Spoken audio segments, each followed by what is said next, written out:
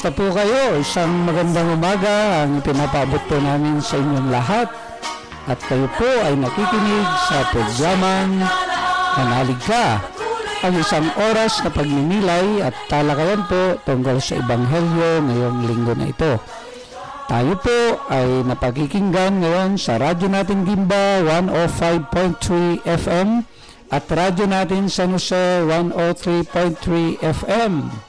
Tayo rin po ay live na napapanood via live streaming sa www.dioceseofsanjosena.com at www.rngonline.org at sa Facebook account na paborito po ng bayan, ang www.facebook.com/Manaligka2006.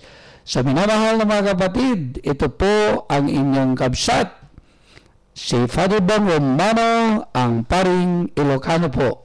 At ito naman po si Brother Jesse, ang seminaristang Bisaya, galing pong Bukidnon. Aba, kung maalala po nyo, balik radyo. Balik po. Namamasyal po siya ngayon sa amin. And of course, yung nakakasama din po natin, si Maris po, isang simpleng kabataan. Ayan, napaka-humble naman itong si Maris, simpleng kabataan. So, sana nga po ay samahan po ninyo kami sa pagninilay muli natin sa Ebanghelyo ngayong linggo po na ito. At bago po tayo tuluyang magpatuloy sa ating programa, tayo po muna ay mananalangin at ihanda po natin ang ating mga sarili. Sa ngalan ng Ama, ng Anak, ng Espiritu Santo. Amen. Amen. Mapagmahal na Ama, linggo na naman po at sa linggo na ito, pagninilayan po namin ang pag-akyat sa langit ng iyong anak na nagpapatotoo, pinapaalala sa amin na merong napakagandang hantungan ang bawat Kristiyano na nagmamahal sa iyo, na maging mamamayan po siya ng langit. Ngayon din pong linggo na ito, pinagdiriwang po ng aming bansa ang araw ng pandaigdigang komunikasyon.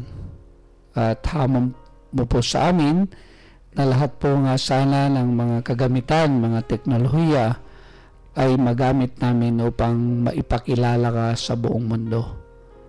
Tulungan mo po sa linggong ito ang mga nakikinig, tulungan mo po kami upang tunay na makapagnilay, makapag-aral at makapulot po kami ng mga bagay-bagay sa mabuting balita upang itong tumulong sa amin, mag-udyok sa amin, upang ito ay maisagawa, maisabuhay, upang maipakita namin na kami ay mga Kristiyanong tunay na sumusunod sa iyo. Ang lahat ng ito ay hinihiling namin sa ngalan ng iyong anak at ng Espiritu Santo, magpasawalang hanggan. Amen. Sa ngalan ng Ama, ng Anak, ng Espiritu Santo. Amen. Amen. So ngayon naman po ay isusunod natin ang pagbasa sa Ebanghelyo ngayong linggo na ito na babasahin po ni Maris. Pagbasa ng mabuting balita ayon kay San Mateo.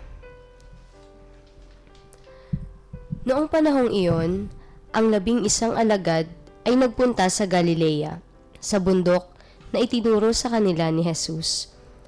Nang makita nila si Jesus, siya'y sinamba nila, bagamat may ilang nag-alinlangan. Lumapit si Jesus at sinabi sa kanila, "Ibinigay na sa akin ang lahat ng kapangyarihan sa langit at sa lupa. Kaya, humayo kayo at gawin ninyong alagad ko ang lahat ng bansa. Binyagan ninyo sila sa ngalan ng Ama at ng Anak at ng Espiritu Santo, at turuang sumunod sa lahat ng ipinag-utos ko sa inyo. Tandaan ninyo, ako'y laging kasama ninyo hanggang sa katapusan ng sanlibutan." Ang mabuting balita ng ating Panginoon. Pinupuri ka namin, Panginoong Jesucristo. So maraming salamat, Maris, sa pagbasa sa banal na Ebanghelyo. At ito nga po ay napakaganda palagi na maging kaugalian natin na sana tuwing linggo ay maunawaan talaga natin yung banal na ebanghelyo. At muli, ipinapaalala po sa inyo, muli po ay napapakinggan itong programa na ito sa radyo natin Gimba 105.3 FM at radyo natin San Jose 103.3 FM. At tayo rin po ay live na napapanood via live streaming sa www.dioceseofsanjosene.com at sa www.rngonline.org at sa Facebook account ng ating programa www.facebook.com/manaligka2006. At ito nga po, sa panalangin ko kanina, sabi ko, isa po sa panalangin ko, nawa itong araw na ito, araw ng pandaigdigang komunikasyon, magamit nga po natin yung radio, magamit natin yung Facebook, yung Wi-Fi bang tawag doon? Wi-Fi, internet, para lalong maipakilala yung kadakilaan ng Diyos. At yung nga po, napakinggan natin ng Ebanghelyo, yung pong mga hindi nakarinig kanina ng Ebanghelyo, baka na-late po kayo. So, magbibigay po ng ilalagom ni brother yung nabasang ebanghelyo. So, yun nga po, no, sa ating ebanghelyo, sa sa mga nahuli, sa araw na yun ay yung 11 disipulo, yung mga apostoles ni Jesus ay pumunta sa isang bundok kung saan na itinuro sa kanila ni Jesus. At nung nakita nila si Jesus doon, agad-agad nilang sinamba si Jesus. Although may iba na nag-alinlangan pa. At saka nung panahon ding iyon, may sinabi si Jesus sa kanila. No, parang parang may isang misyon na dapat silang gawin. At sinabi ni Jesus sa kanyang mga alagad doon sa 11 na humayo kayo at gawin ninyong alagad ko ang lahat ng bansa. At saka yun, ito ay isang hamon hindi lang para sa kanila at para din sa atin, no? Opo, no? At saka sinabi pa ni Jesus na binyagan ninyo sila sa ngalan ng Ama, ng Anak at ng Espiritu Santo. At saka doon din mismo sa araw na yon ay sinabi din ni Jesus sa kanyang mga alagad na siya ay laging kasama ninyo or kasama natin siya hanggang sa wakas ng panahon. Ayun. So, maraming salamat. Brother, sa yung pagbibigay ng kwento sa nabasang ebanghelyo. At alam mo na maganda, no? Sana yung pong mga nakikinig, pag nabasa yung ebanghelyo ay marunong din nilang ikwento. We retell the story of the gospel at napakahalaga nga po na marunong tayong magkwento, mag-catechize, lalong-lalo na nga po sa salita ng Diyos. Itutuloy po natin ito, huwag po kayong alis at sama-sama po nating pagninilay ng ebanghelyo na binasa, huwag po kayong alis, babalik ang programang Manalika.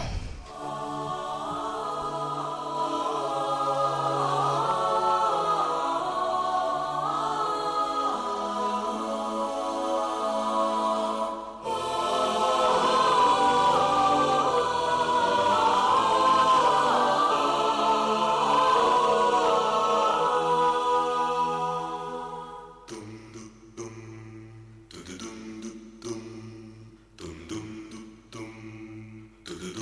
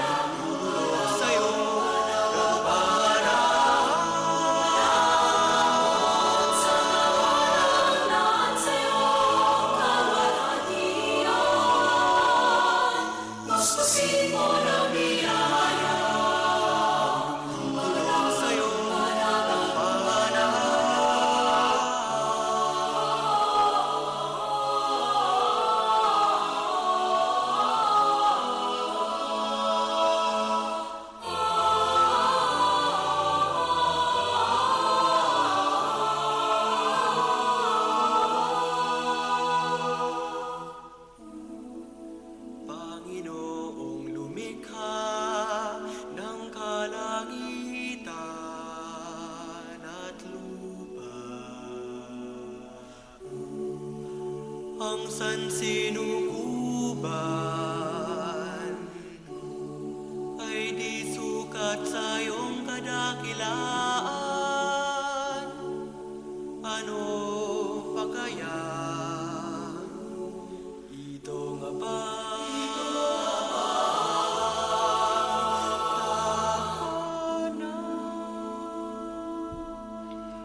Nagbabalik po ang programang Manalig Ka at ito pa rin po ang inyong kabsat, ang paring Ilocano, si Father Bong Romano po. At ito naman ang inyong kapatid, ang inyong igsoon, ang seminaristang Bisaya po, galing Bukidnon, Brother Jesse Hilaga po. At ako po si Maris, simpleng kabataan. Wow! Humble. Sa mga kapatid, kanina nga po ay sinabi natin na itong araw na ito ay araw ng Ascension o pag-akyat sa langit ng ating Panginoon. At mamaya nga po ay pagninilayan natin yan. At yung araw po na ito ay pinapaalalahanan din po tayo ng ating simbahan dahil ito ay araw ng pandaigdigang komunikasyon. At ito nga po yung motibasyon sa atin. Napakahalaga yung komunikasyon, no? Dahil ito yung magdi-deliver, ito yung magpapaabot, lalo na nga po na magamit natin ito para sa evangelization, para sa ating pananampalataya. Siguro tanungin natin itong si Maris sa mga kabataan. Lalo nga nakaugnay ngayon sa araw ng pandaigdigang komunikasyon, yung gagamitin yung mga technology. Paano kayo makakatulong nito? Yun nga po, hindi rin po kasi ako active sa Facebook, sa text. Pero ano naman po, bilang isang kabataan po, mas madali dahil kami po exposed sa mga ganyan, lalo na sa social networking. Yan, online communications, yan. Mas madali pong maparating yung mensahe. Yun nga lang po kasi mas madalas mensahe na ipaparating natin. Minsan lumiliko. Parang ganun. Pero mas maganda po na etong easiest way of communicating ngayon, gawin din natin o gamitin natin kami bilang sige, sama ko na rin po tayo bilang mga kabataan, magamit natin sa pag-evangelize nga. Yeah, so thank you. Sa mga seminaryan kaya, no? Kasi yung iba, bawal yata seminaryan, di ba bawal? Mga high-tech na kagamitan, brother? Hindi naman ho lahat bawal, may mga ano lang po, may limitations. May limitations. Halimbawa po sa text, sa cellphone, doon every weekends lang po kami pwedeng gumamit ng cellphone.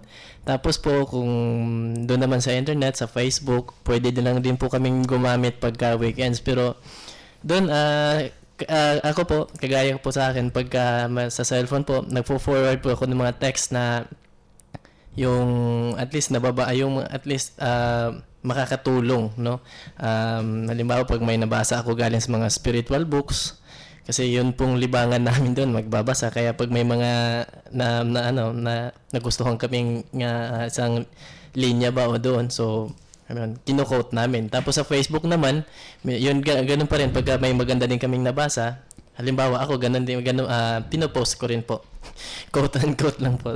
So at least kahit sa ganung mga paraan may mahikayat ka rin ba kasi yun maraming mga kabataan ngayon babad sa Facebook ganun. So tapos maraming mga pages sa Facebook na yung mga religious ganun na pwedeng i-share.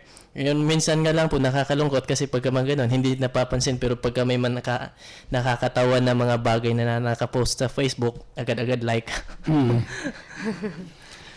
Kaya yung mga kabataan, no, yung mga mahilig ng only text, sana pag nag-GM sila ay about the faith. Yun nga po. Yun nga, minsan nakakatuwa, nakaka-receive nga rin ako ng mga text na talagang yung mga quotation. Isasama ko na nga po kayo sa GM ko. about Jesus, mga quotation, mga ganyan. Tapos yung may prayer, minsan na yung nakalagay doon Lord, help me to fall in love with you. Yun. Kakakilig. Akala ko fall in love yun. Fall in love with you. So, mga ganun. Tapos yung nakakatawa din, nakikita mo yung sa Facebook, merong Katolikong Pinoy. Opo. At ang galing nila, yung dinidepensa, yung nagpapahayag, and at the same time, sinasagot nila kung minsan yung mga hindi makatotohanang paratang sa mga mga Catholic. Wow. Catholic ako. Yeah, so, share yan. Katolikong Pinoy, kung Hindi po kasi talaga ako nag-Facebook. sa Facebook. And of course, minomotivate din nga po kayo na makinig sa mga programa nga na pang-spiritual. So, lalo na nga po ito, yung Manalig Ka. Actually, Maris, tsaka brother, kaya yung Facebook account natin is /2006, sabi nga lang. Ibig sabihin, itong program na ito ay nagsimula pa ng 2006. So ngayon ay 14, at least kon na rin pala, no? 8 years. At sana ma-celebrate natin yung 10th year anniversary. So yun, sa awa ng Diyos ay patuloy na sa tulong nga ng mga sumusuporta rin, mga sponsors, saka yung mga tumutulong kagaya ninyo, na tumutulong dito, nag-anchor, ay napakalaking tulong yan para patuloy nga na mabuhay itong programang Manalig Ka. And of course, yung mga kwan din, di ba, yung sa Radyo Maria, i-promote din natin yung Catholic Station sa Tarlac, yung 99.7, Bringing Christ into your home, yung mga ganun. Sa mga Catholic programs din po. And of course, yung Radio Veritas din, di ba, na tumutulong. Tapos, tayo ng mga Catholic, sa TV meron din tayo, Radyo Maria. Radyo Maria. Tapos meron TV tayong TV Maria. TV Maria. Tsaka yung International TV, Catholic TV station, yung EWTN. So, meron din po na mga ganun. And of course, napakarami po na ginagamit nga yung Facebook, yung network ngayon, lalo na si Archbishop Tagle, no? Yung meron siya yung Word Exposed. Opo. Tapos sila Bo Sanchez. Ang gagaling, oh. Tapos yung mga programa rin ng El Shaddai.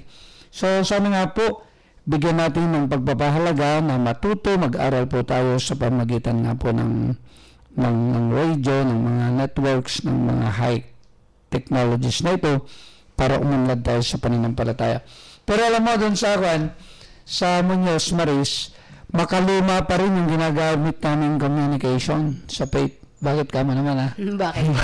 Kasi tayo, house to house pa rin tayo, di ba? House to house. Oo, talagang makaluma. Dinadalaw-dalaw. Paring nagbabahay-bahay. Ayan, Katoliko akong nagbabahay-bahay. Pero ano din po yun, pinapromote. mabisang paraan din po yan, lalo doon sa mga hindi exposed sa sa technology, sa ganun po. Iba po kasi yung pakiramdam na ikaw yung dinadalaw. Ayan, Iba po close ka doon sa... Alam mo, yung karanasan namin dito, kaya patuloy namin ginagawa yun, yung daming mga nako-convert, alam mo, minsan matuklasan mo, ilang taon na po kayo na hindi nagsimba tatang, ganyan. Mga 30 years na siguro, apo. Pero may makita mo, magsisimba, nakakatuwa. Apo. Yung mga, kayo naman po, tita, kwan pa lang pa doon, siguro 20 years pa lang na hindi ako. 15, 8, pero dahil na-communicate mo sila, pinuntahan mo, babalik. kahit makaluma, parang napaka-effective, di ba? Opo, napaka-effective po talaga nun. Iba pa rin po kasi talaga kapag manual yung ginagawa. Manual. Manual. Yung Talaga. tinatawag na manual. Yung mga typewriter ninyo, huwag nyo muna itapon. Gamit pa yan. So, yun po. At ito nga po, itong araw ng pandaigdigang komunikasyon ay motibasyon po sa atin upang maging aware po tayo, maging mulat na sana gamitin natin lahat yung pamamaraan ng komunikasyon para nga po makatulong na maipahayag po yung mabuting balita, makilala si Jesus, makilala ang pananampalataya. So yun, kaya yung mga nagpe-Facebook dyan, bigyan ninyo ng aspetong pananampalataya. Yung mga nagte-text dyan, huwag lang puro chain text. Minsan nananakot pa. Opo, pag hindi mo pinasa, may mangyayari. Sabi ko ngayon, pag pinapapasa sa akin, sabi ko, ayaw ko, kikita lang dito yung Smart. pinuputol ko, so hindi ako naniniwala sa mga pamahiin. Only Jesus is enough. Yes. So, yung gano'n, yung gano'n na pananampalataya natin. So, God alone is enough. Jesus alone is enough. Kaya, napakalaga po na malaman po natin. So, yun nga po, isang pinagninilawan din natin yung tinatawag na katotohanan ng ascension. Ascension. Yung ascension, sa mga nagro-rosaryo ay anong misteryo? Ikalawa. Sa Glorious. glorious. Ano yung Tagalog ng glorious? Ano bang Luwalhati. Opo. Luwalhati. Po. At ito nga po, isang misteryo, isang katotohanan sa ating pananampalataya na yung ating Panginoon ay umakyat sa langit. At napaganda pong reality na ito na actually pagbibilangin mo ito, ang tradisyon na kaalaman to ay nung muli siyang nabuhay, bibilang ka ng 40 days. 40 days. Apa. Ay ito yung pag-akyat sa langit. Kaya nga tignan mo kahit yung mga patay natin, merong 40, May 40 days. days. Dahil umaasa tayo na sa ating pananampalataya na yung kaluluwa nila ay nakakarating din ng langit. Sana nga, totoo yun na 40 days lang nandun na. Kaya lang kung minsan baka yung kaluluwa dahil kulang. Extended. Extended. Parang only, na-extend. Lagot tayo dyan pag gano'n, no? So, ito po yung napakahalagang reality sa ating buhay. Alam niyo, bakit po napakahalaga na maipakilala yung pag-akyat ng ating Panginoon sa langit? Upang ma-remind tayo yung realidad ng langit, kasi nga napakahalaga ito na kapag tayo dito sa lupa ay naaalala natin yung langit, maaapektuhan yung pamumuhay natin dito. Kasi yung mga sakripisyo natin, di bali, kasi pag pinagbuti ko naman dito, may may hangganan ng buhay na ito. Meron namang langit, mga yan. At yung iba naman, yung nagiging motivasyon nga nila na gumawa ng mabuti. Mabuti. Oo. Yun nga po, meron ako narinig sinabi. The more you look up to heaven, the lesser you see the things on earth. O, diba? Ayun, Ganda nun. Oo. Yun.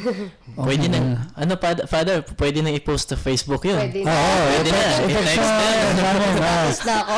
Ayun, oo.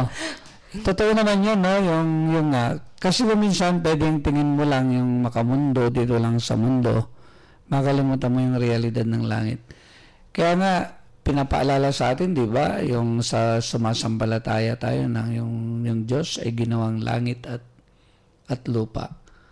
At hindi mo mapapasinungalingan ito. Isang realidad sa ating pananampalataya. Kaya lang, yung nga po, yung conviction natin na sana hindi lang head level yung pangunawa natin dito, kundi yung maisa puso natin na totoo ito.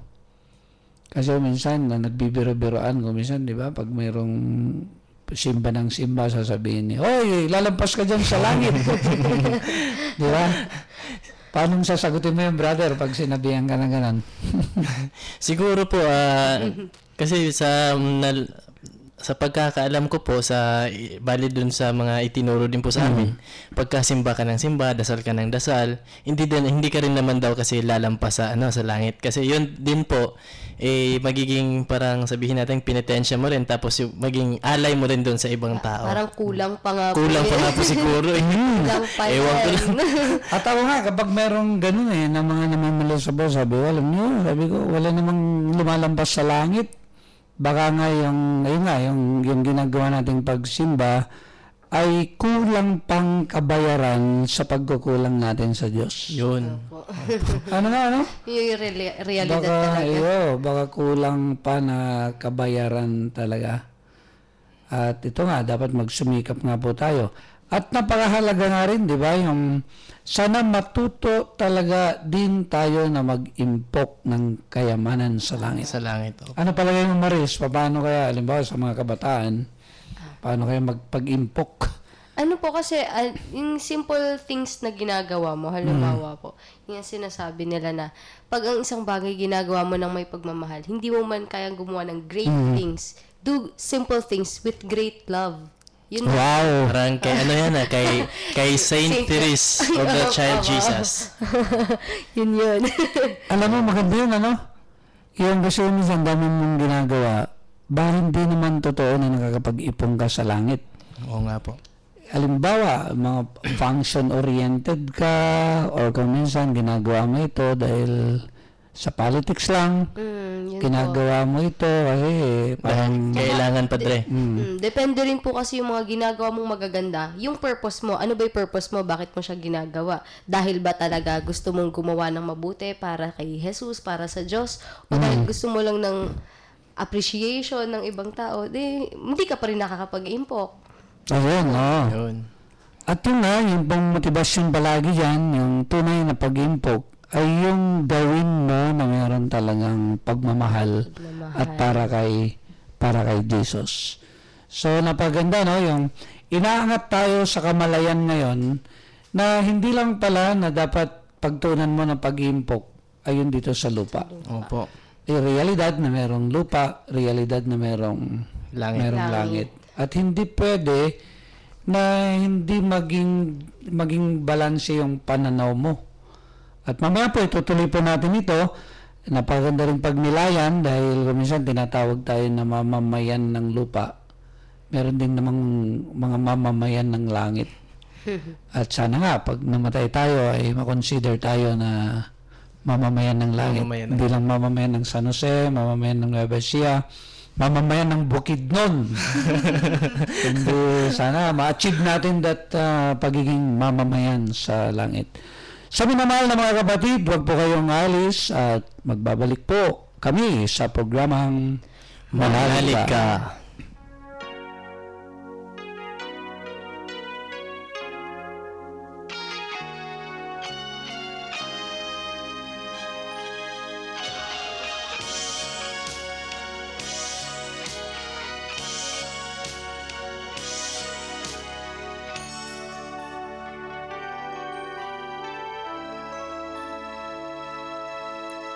Today, in the world where life is born, there's a struggle that is fought to be welcomed, to be cared for, to be at home.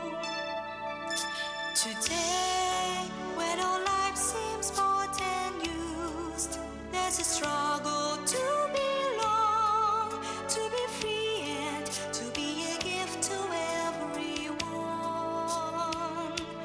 We call our families, rise up and raise your hands as one. Come show the world the love that binds all God's children into one. We call our families, share the treasure that's in your hands. What can save us now? What can lead us now? What can make us all be one?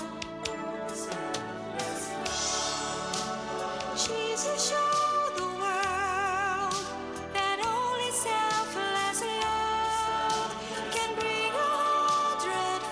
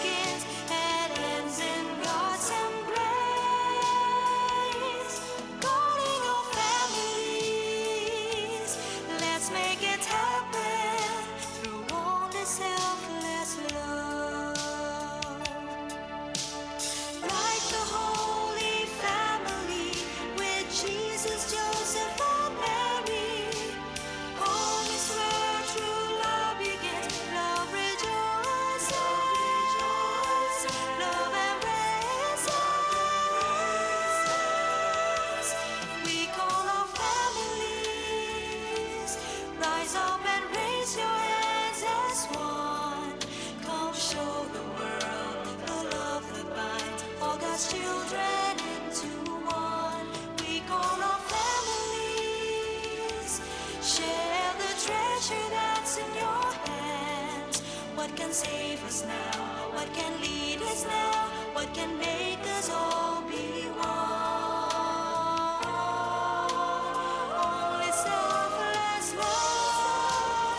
Jesus showed the world that only selfless love can bring 100-fold. Oh, fathers, mothers, brothers, sisters, homes, where peace and mercy reign, where faith and hope remain, where life begins and ends in God's embrace. Calling our families, let's make it happen. Calling our families, let's make it happen. Through only selfless love.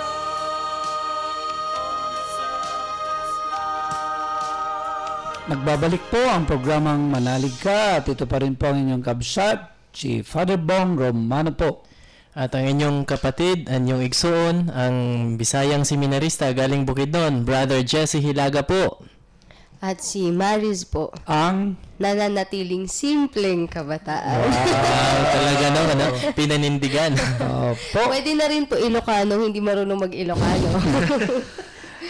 So kanina po ay pinagninilayan natin yung realidad nga po ng langit. At ito yung kanina yung una na pag-usapan nga po namin ay pwede tayo lahat, qualified tayo na maging mamamayan ng langit. Yung citizens of the kingdom. Hindi ba yung Filipino citizen tayo? Tapos pag tumatanda ka na, meron kang sinasabi na, di ba? Ano yung Senior citizen ayun, na. senior citizen. Pag nasa pre-departure area ka na, di ba? Departure na. Pero mo yung napakaganda na pwede mong mata mo ay hindi lang yung US citizen. Hindi lang yung Senior citizen. hindi lang yung pagiging yung citizenship mo sa ibang bansa, di ba?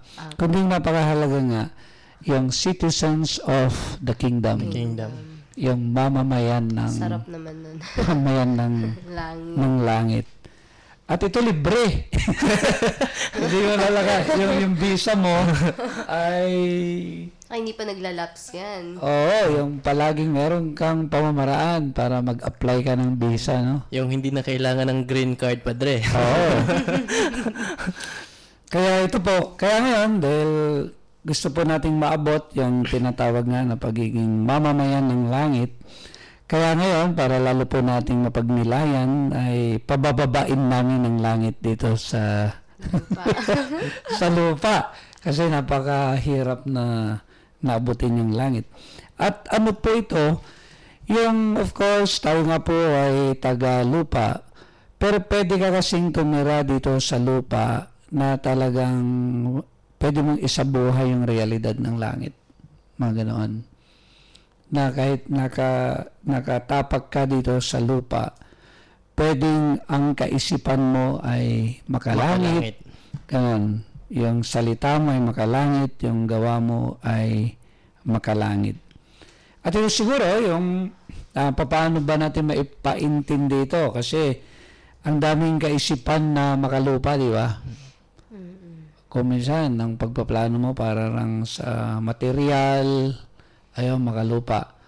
Kung yung pagpaplano ng isipan mo ay para sa masama, yung mga ugali ba na talagang makikita mo yung hindi naiaangat, hindi nagmamature o un-Christian na pag-iisip ng isang tao.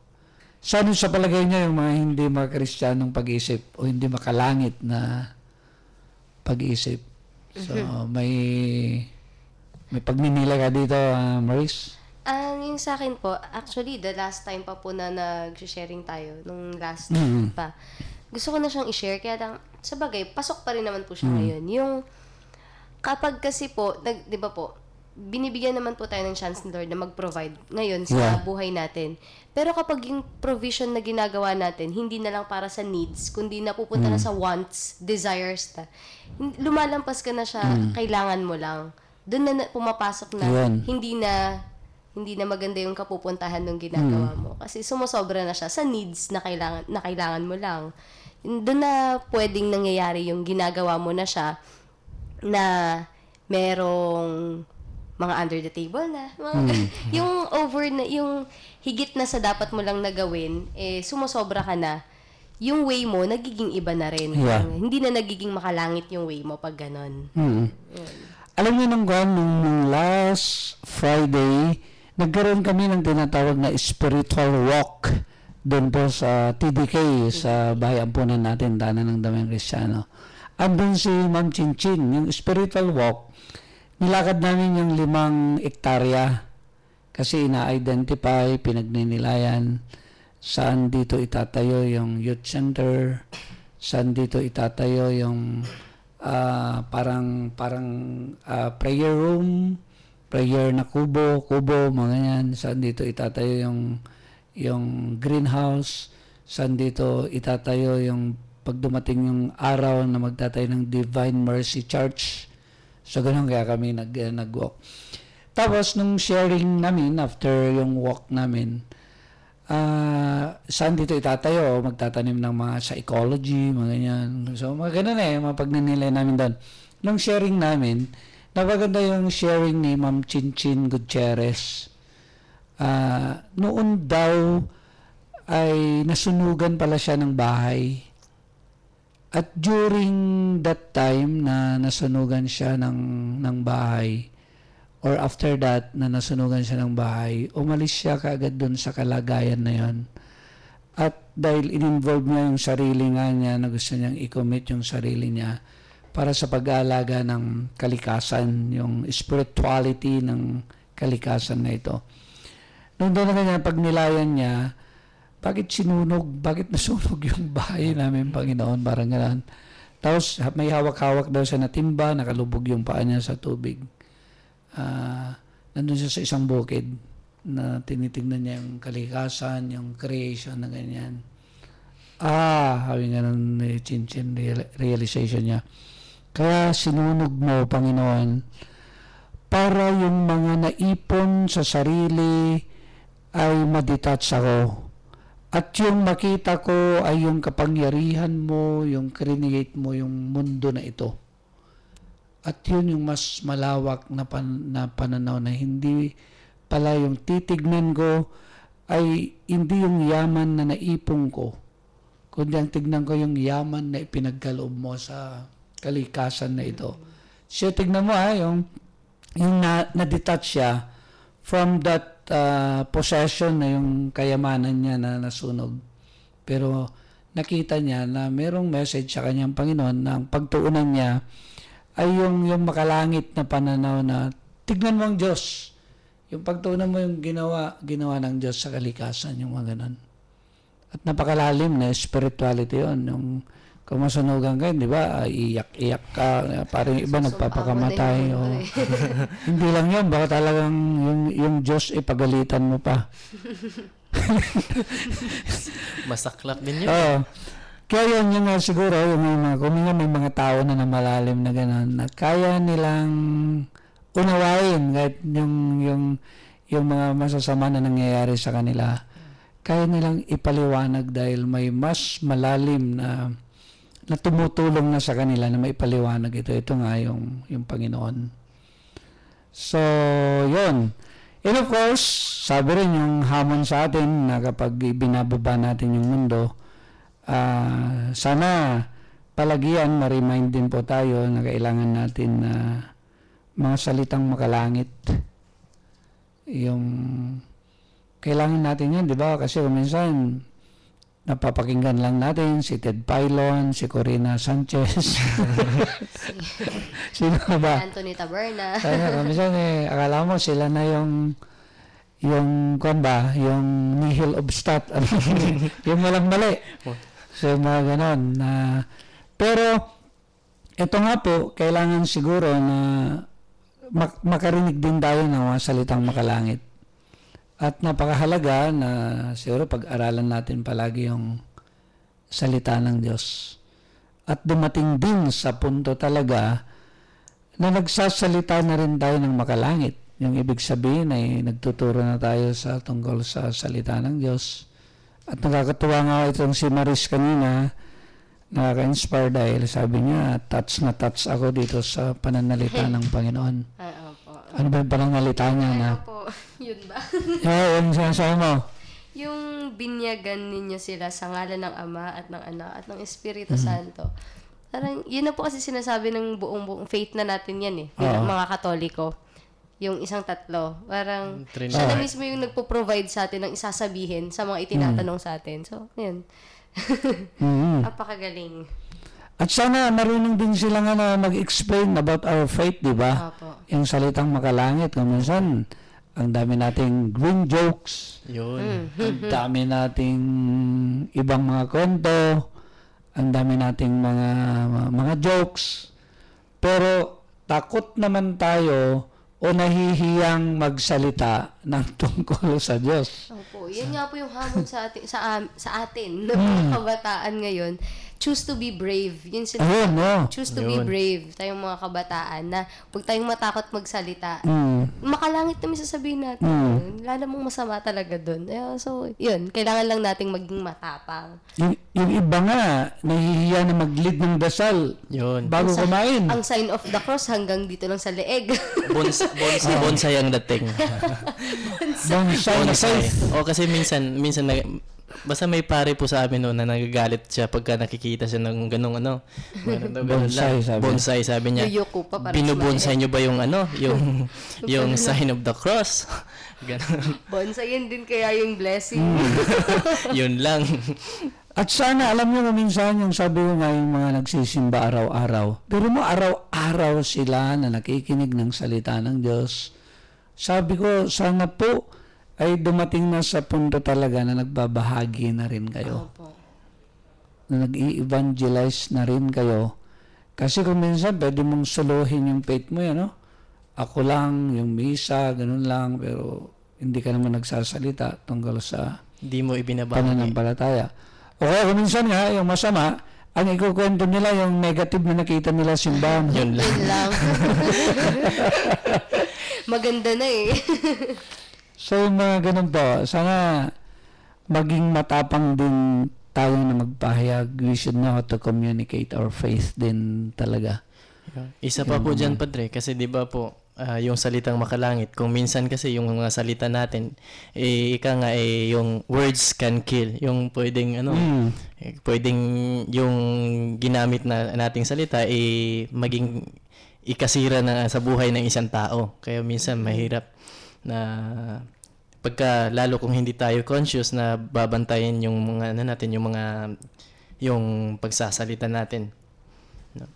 At ganoon din, napakahalaga na. Kung minsan nga ako nakukan, hindi ko alam na malalakas pala yung impact kung minsan pag sabi mo sa kabataan. Alam mo, mahal ka ng Panginoon. Alam ba, ganun lang salita ko minsan yung impact sa kanila, napakalaki pala na inspirasyon. Yung mga ganon na mga kuan. So sana matuto po tayo na mag-encourage talaga, lalo na para nga sa faith natin na huwag tayong matakot, huwag tayong mahiya na talagang magsalita, ipakilala din po yung ating pananampalataya. And of course, sa pagpababa natin ng langit, napakahalaga rin na makita sa gawang nating makalangit. Yun yung pinaka. Gawang makalangit. Naku, Panginoon ko, ang daming gawang makalupa. Mas marami. Ayan, Alam niyo, yun nga, kung minsan nga, binibiro ko yung mga senior citizen. Dahil kung minsan, retired na sila. Tapos sabi ko, sana po, kayo ng mga retired na, mga 65, ay maging amoy langit na kayo. Ibig sabihin na, sana ipakita nyo na palasimba na kayo, prayerful, nagro-rosary, nagdidebosyon sa mga santo, nakaluhod na dyan talaga, yung amoy langit. Amoy langit. Kaya lang, ang problema, sabi ko minsan po, ang dami pa sa inyo, amoy weteng, Amoy lupa. Amoy lupa. Kaya nga minsan, meron tayong kasabihan na gano'n, di ba? amoy lupa pa rin. Amoy lupa pa rin. May lupa pa rin. O kaya, sabihin nila, may lupa ka na. Sana, ay, alam mo, congrats, magiging amoy langit ka na, hindi amoy mga amoy lupa na ganun. So, dito po tayo ni-remind at sana marami tayong gawa na makalangit. At ito siguro yung mga gawang makalangit, yung kakayahan din natin na